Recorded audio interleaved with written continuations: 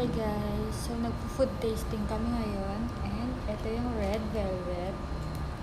Ayan. Sarap niya.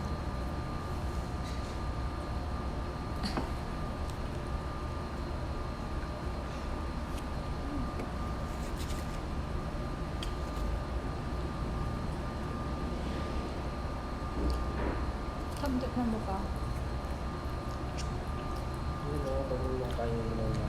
Next naman is ito. Ito siya.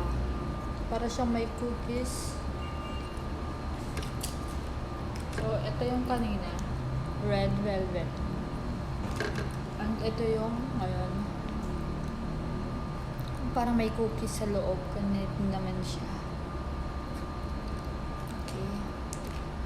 Sarap din nito guys. Sarap.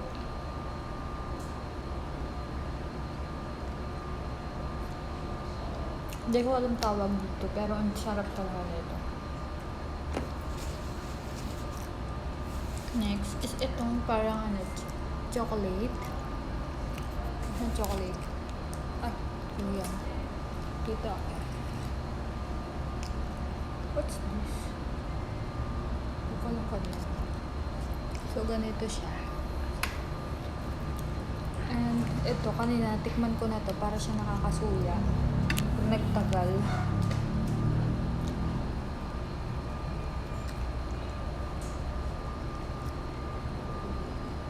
Ito nasa ibabaw, hindi siya okay.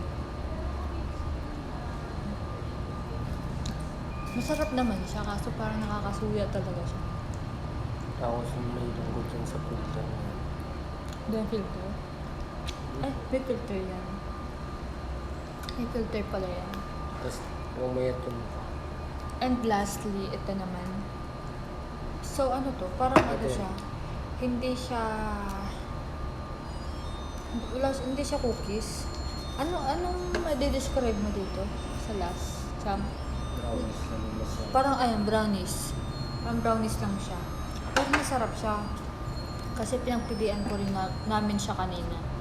Pero ang mas napili namin is etong may cookies. The best.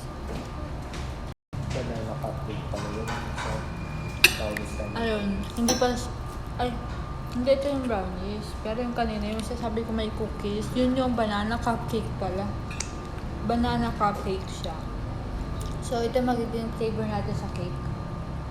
Ayan, magiging flavor namin to sa cake. Banana cup. Diba? Oops.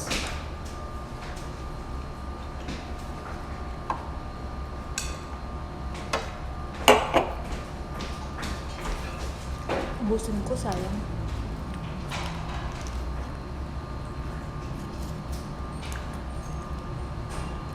Yung mga dinulog sa atin yung kinahimos. Ha? Yung masasarap sa iyo.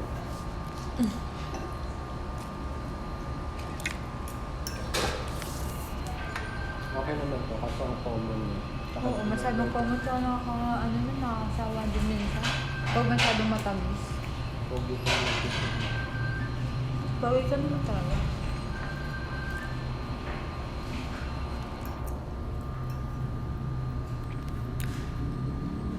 Ayan. So, tinake out na namin yung iba. Ayan, uuwi na kami sa Muntinlupa dahil dito yung location sa Taytay. Yun lang guys. Bye!